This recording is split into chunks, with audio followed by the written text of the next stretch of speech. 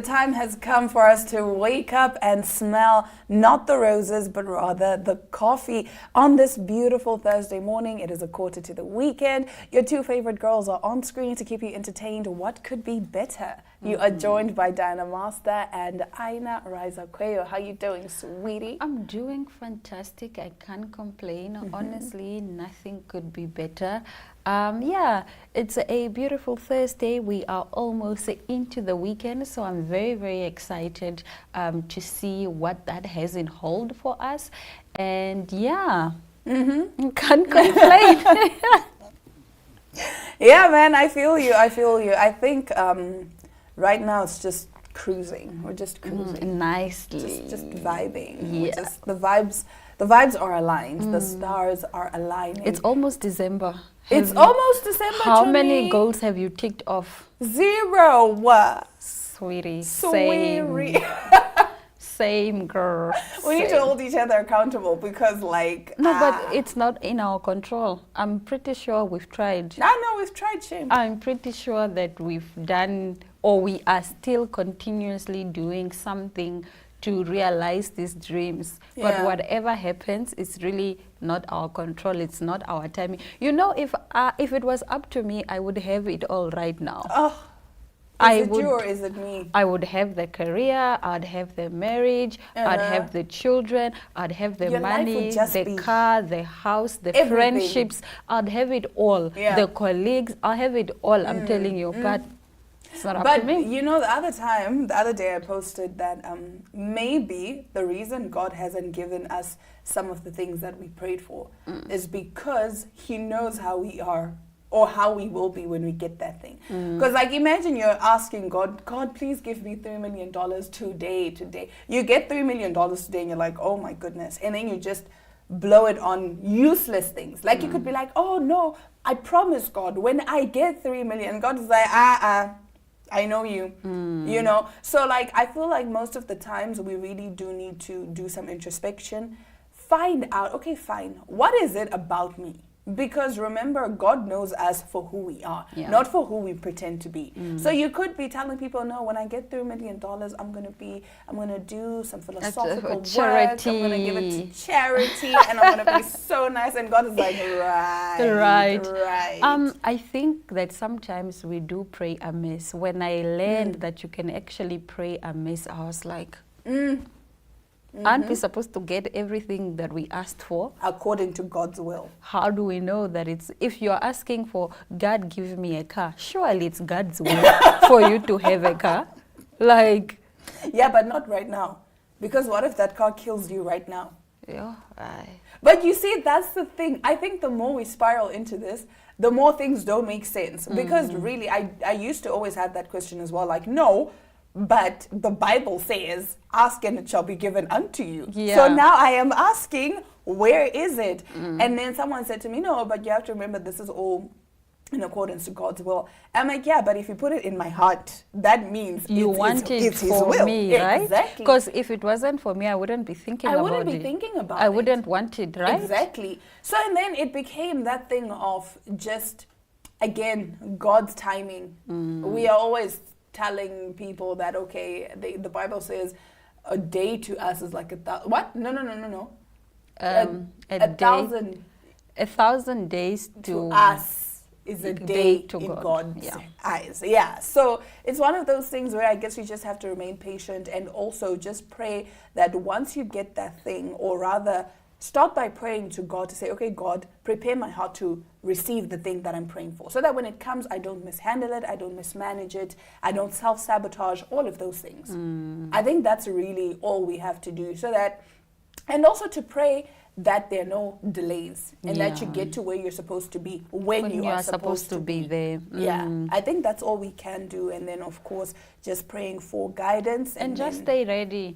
Always just stay ready. If you're believing for a job, if you want a new job, start preparing now. Even if they are not calling you for interview, yes, just be ready for that one day when they call you. You just go and you kill it. Exactly. And you get the job. Don't wait for the call like, oh no, you have an interview in the next 5 days, and then that's when and you then are that's when you start preparing. No. Never do that. What you need to do is, of course, also start carrying yourself like you already have that thing. If you are praying for marriage, already start acting like somebody's wife. Yeah. You know, prepare yourself mentally. Dress like a wife, even for a job.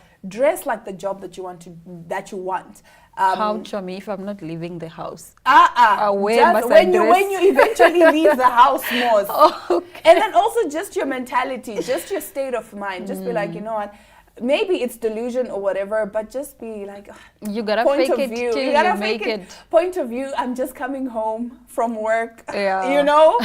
Point of view, this is me cooking for my husband. Point of view, this is me cooking for my wife. Just stay ready and just stay prepared. But hey, we could go on and on and on. Nevertheless, we will now take a quick ad break and get into our top stories when we come back.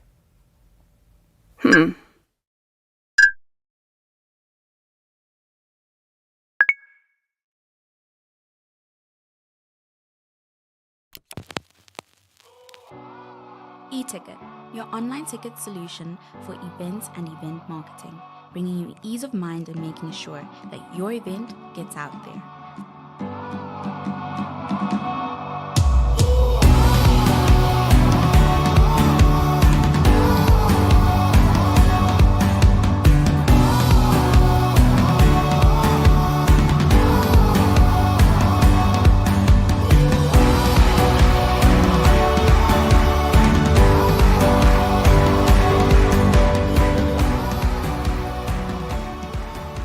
For more information, contact events@nhh.com.na.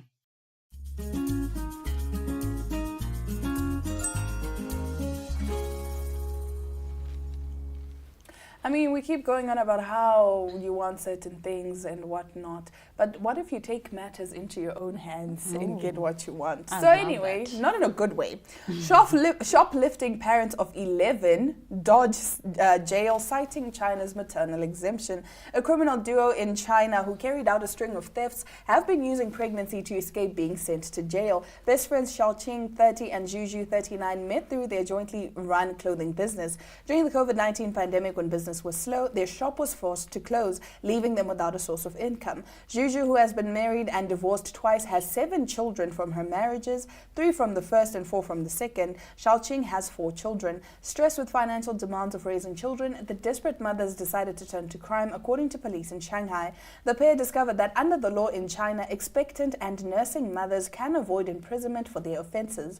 As a result, they repeatedly used their pregnancy and breastfeeding periods to steal from upscale clothing shops in eastern China. CCTV footage shows the shoplifting duo using an empty baby stroller as cover, stuffing clothes into it while in a shop, and then quickly walking out. Juju said they used magnets to disable the security tags on clothes, then sold the items for cash. Over the past 2 years, they stole stuff worth only about $380.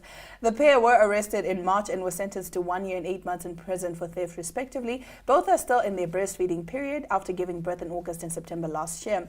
Due to their repeated offenses, probation was not applicable, so they are serving their sentences on the outside. Under Chinese law, imprisonment is not an option for them. Instead, they're serving their sentences through community correction, which involves supervision at home or designated residences. In China, female offenders who are breastfeeding may serve their sentences outside of prison, typically for a year, with the possibility of extension. However, if a woman deliberately becomes pregnant again to avoid imprisonment, the enforcement of her sentence will be postponed until after the pregnancy or breastfeeding period ends. Wow. This is a couple. No, 2 best friends. Oh, I thought the story was about a No, couple they're who 2 was best stealing. friends. They're 2 best friends with 11 children between them. Yo, they have a lot of children. They have a lot of kids. I understand why they are best friends. They have a lot in common.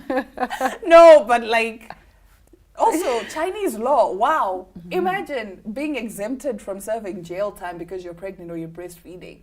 I guess it's because of the low birth rate, so they're trying to really get their population Get up. up, yeah. So they were like, okay, fine, listen, since you're breastfeeding. When the time where China was saying that only the like one-child policy? yeah, one-child that policy. was like way, way back. So now everyone took the one-child policy thing too seriously, and now their population is like rapidly declining. So they're panicking. They're like, please have children. It's China, it's South Korea. They're like, please, for the love of all that is good, have children. And they're like, yeah, no, we are not interested anymore.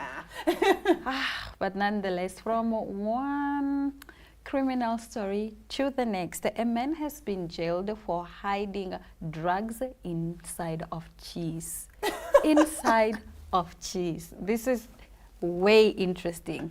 A man who smuggled cocaine with a street value of more than 17 million pounds into the UK has been jailed after police found the drug hidden in a block of cheese and bean bags.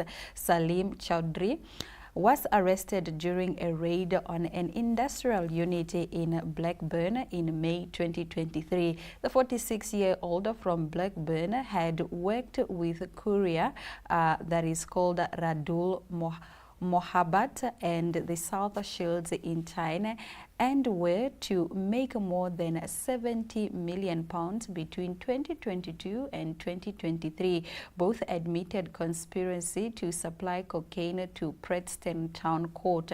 Chowdhury was jailed for 27 years and 6 months, while Mohabbat, 28, was given a 16-year sentence.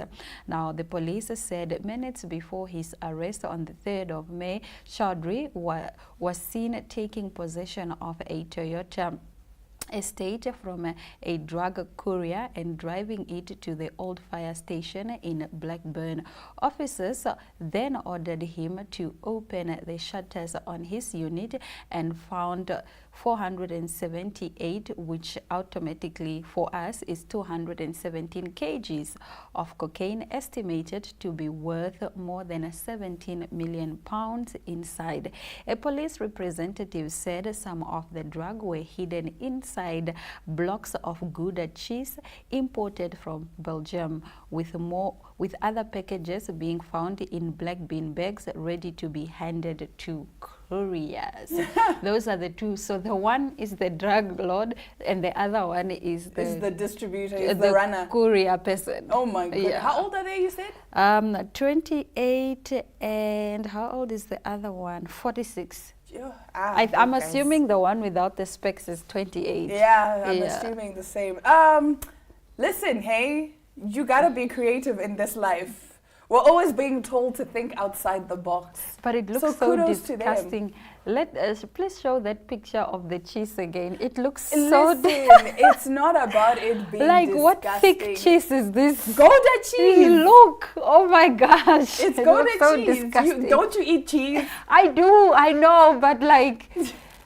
Yeah. Listen, when you're doing criminal activity, you don't have time to say whatever is disgusting and what you don't have time for that. And so then they put the other layer on top. Yes, to and then cover. they close it up. Yeah. And then what do they do? Do they melt it and then... I think maybe they melt it and smooth it over. Smooth it over. Not us giving people tips on how to smuggle drugs. Like we withdraw. We withdraw our statements, please. We don't know anything about. We are just trying to figure out, of it. Yes. Make sense of it, how it could have possibly worked or how they figured it out. But hey, you gotta think outside the box. I mean, we're watching Queen of the South where they were melting or crystallizing the drugs and putting them in water, and then when the water's done, they evaporate. It was a whole thing, man. Yo. You gotta think outside the box. Not for criminal activity, for everything else. Just to empower yourself. Just to empower yourself. But anyway, that does bring us to the end of our top stories. Now, right after this, we get into our guest segment.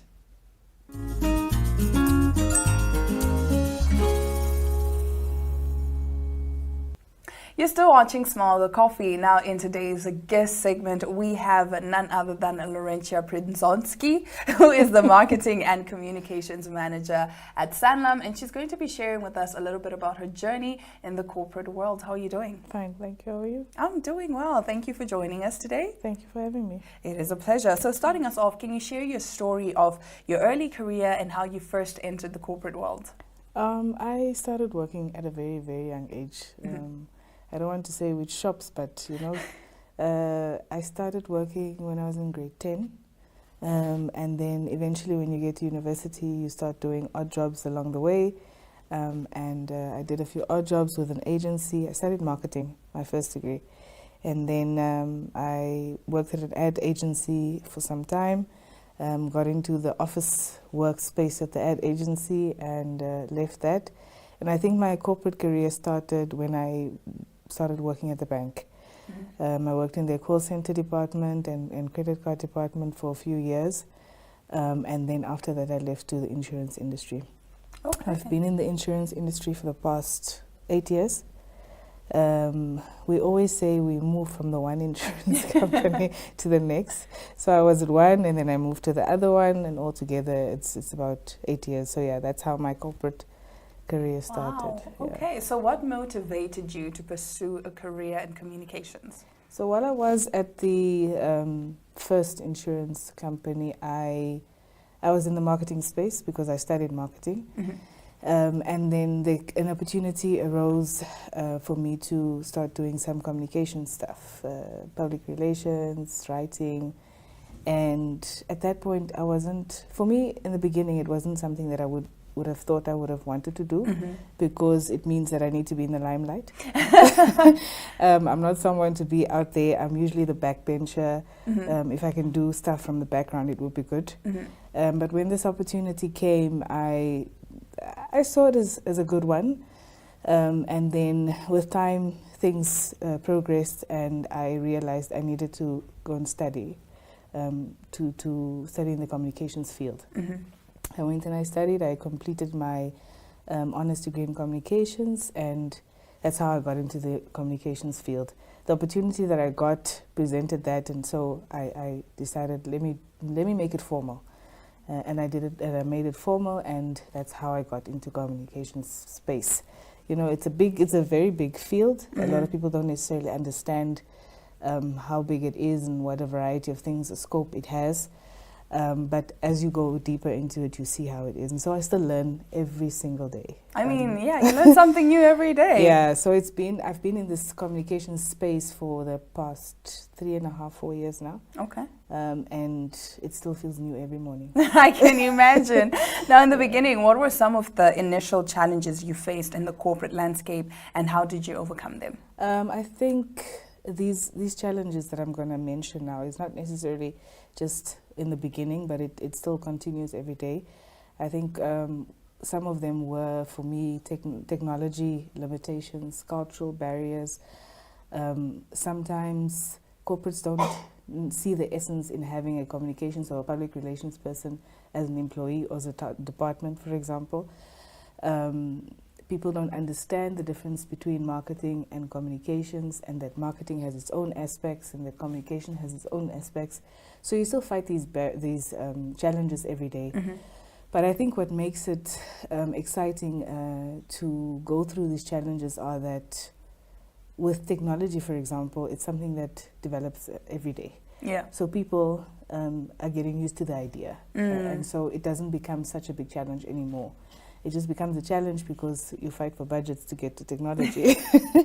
Cultural barriers, depending on what company you work for, obviously, the culture that is created there is always a story, because if you don't have the right culture that you're working in, for me as an individual, to communicate with the internal and external stuff is sometimes a challenge. But how you deal with it really matters at the end of the day. Yes. And if you have the right support system, which is your immediate boss, your department that you work with, the teamwork that you have, I think it blows over very quickly. Definitely. Just to bring you back to the support system, right? Yeah. Of course, as we go on our journeys, we have mentors. Now, were there any specific mentors or influencers who played a significant role in shaping your career, and how did their guidance impact your journey in the corporate world? I had both bad and good and bad influences. And I always say, if it weren't for the bad influences, I wouldn't have found the good ones. I had extreme bad circumstances when I started in the communications industry, or rather in the field.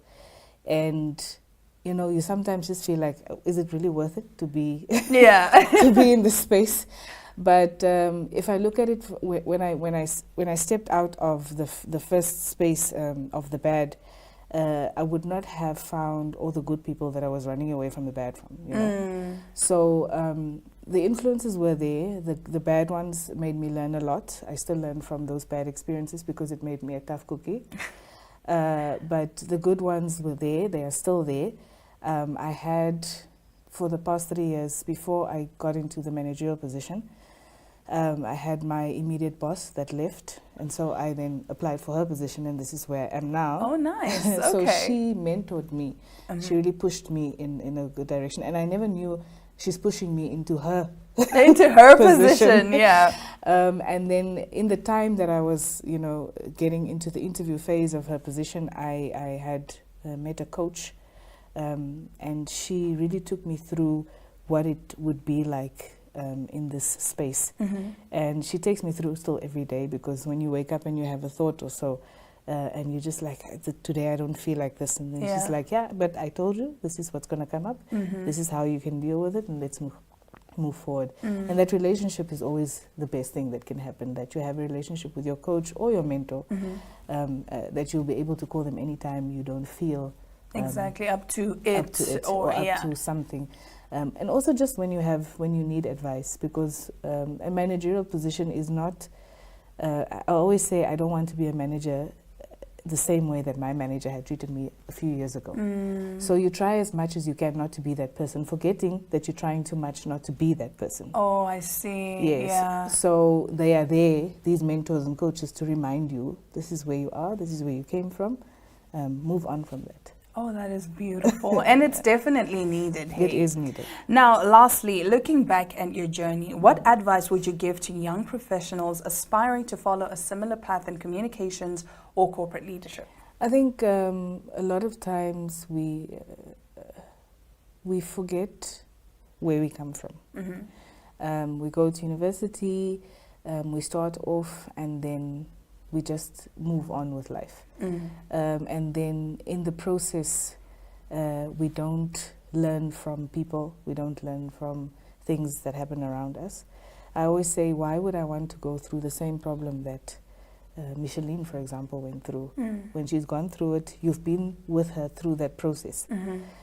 So learn from opportunities. Grab every opportunity that you can. While you're at university, don't sit and wait for that last year with work integrated learning. 3 months of internship fly by so far. They do. You don't learn anything. So it's good to always try and push to get into a job opportunity from 3rd, 2nd year already, so that you can learn things, and not just theoretically but practically.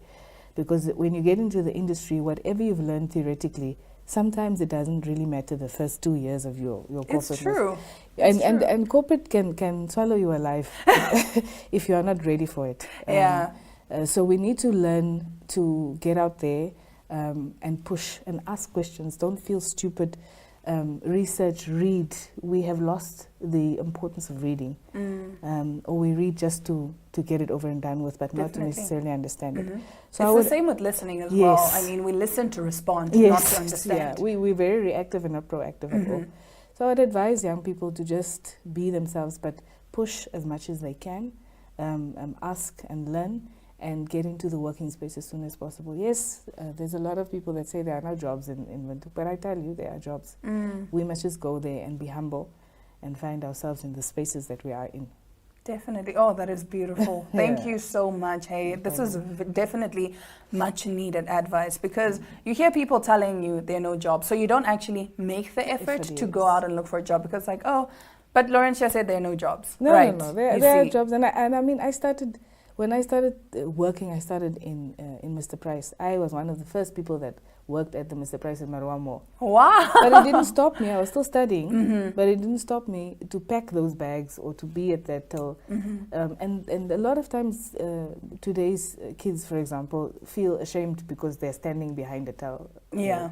But it makes you strong, and it gives you that experience to be able to work with people. Definitely. And you don't just go from there, No. like straight from school to a very big position. You have to baby steps, right? Yeah, you baby have to steps. learn to crawl before you can walk. Yes. But thank you so much. This was Laurentia Prinzonski, who is the Marketing and Communications Manager at Sanlam, and she was sharing with us all about her corporate journey. Thank you so, so much. Thank you for having me. It is a pleasure. Stick around, more Smell the Coffee coming up after the break.